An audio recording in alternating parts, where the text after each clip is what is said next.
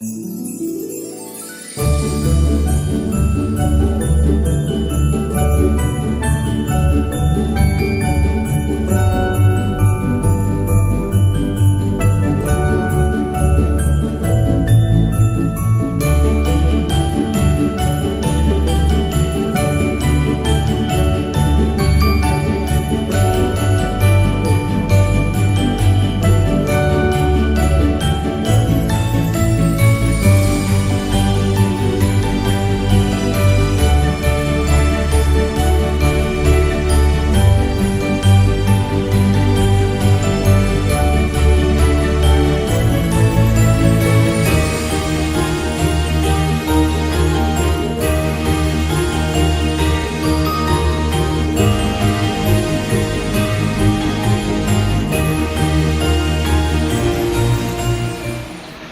nga aga yung natanan. Sige, mo sabihin, mopay nga aga. We are on the second day, hanaton luminaryo. Pagpasidulugan, mahal ni Bernen, Bilen, Nuestra Señora de Bilen, o pagpangandam, parahan pagsahurog naton han Pasko, han pagkatawo, han aton manunubos. So we are on the second day. So di kanya na 1 week pa. 2 out of 9.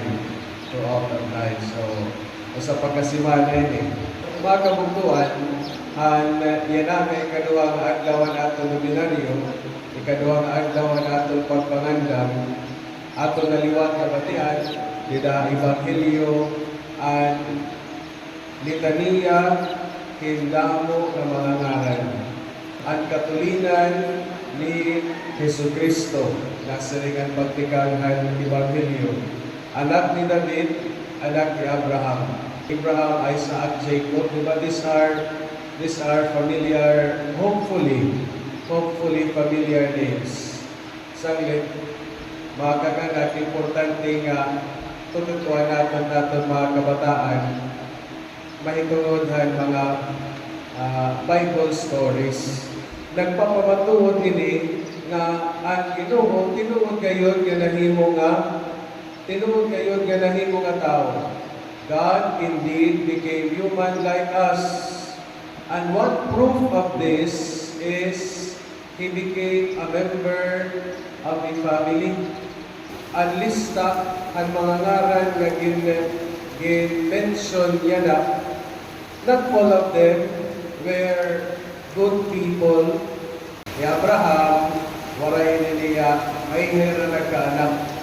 But eventually, God fulfilled His promise that Abraham will become the father of many nations. Nagkanagkaragan ni Sarah. Isaac, nagkamayan na liwantong duha ka anak, kambal. Ni Jacob, ang mangkod, may namagurang ni Jacob, ni Esau. Kanununuan ni Jesus, magkasasala. Just like our human families. Diri nga tanan, buotan.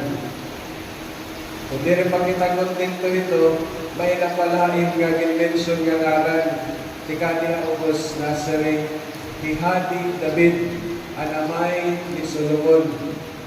Kaurugan, ang mga gin-mention nga mga ngaran, kalalagitan, ang mga Nazareth, ni Kuan, anamay ni Kuan. But there is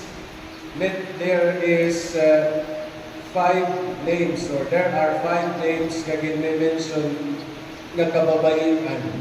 Tamar, Rahab, Ruth, ni Bathsheba, ni Maria. Lilima. Hanlilima, ni Maria lang baga tuhay-tuhay. When God became human like us, He became a member of a human family. May amoy din ordinaryo, normal nga paagi. Kanang pamilya di nahimo nga miyembro at manunubos, not all of them were perfect. Saglit, nasaringan aton ang tema para yan ang adlaw, ikaduha nga adlaw ang aton ordinaryo, we are given the theme to reflect Nazarene.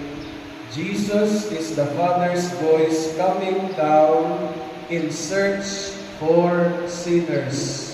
An importante nga words dinahiling nga theme nga mas maupay naton pamalantungan labi na as we make mention of God became truly human like us, and Ginoo ko no Jesus, He is in search for sinners. Kaya naningkamot niya nga mahimo iya nga tao suka na aton, diri lang kay gusto niya, diri lang ni kay trip-trip lang ni Jesus. He became human like us because He is in search for sinners. The incarnation, ang pagkahimo nga tao at manunubos, nagpapakita niya aton, nagpapamatuon din niya aton, nga ang Ginoo kanunay nangingita haaton nga mga magpakasasala. In order to save us, kita nga magpakasasala. Ang problema kay nanay, kita nga magpakasasala, dili na nga ni nanay, most of the times, ikita na nga niya magpakasasala, ikita paan napahirayo, and maiso, diba? Ikita paan nailaya, dili na pakita kan Jesus. Meaning, dili natin kaya bayaan ang aton pagka magkasasala. Diba? So, yan na, nga ikaduha nga adlaw ang aton pagpangandam, inaunta nga as we reflect hiling nga mga butang, inaunta that we make it a point, bisa naman la yan na Pasko, nga mabayaan natin ang aton pagka magkasasala. Imagine, siyang kaadlaw nga magbibinalik-balik ka nga ni, tapos amo lagi hapon na nimo, ani mo ginbubuhan, ani mo kinaya.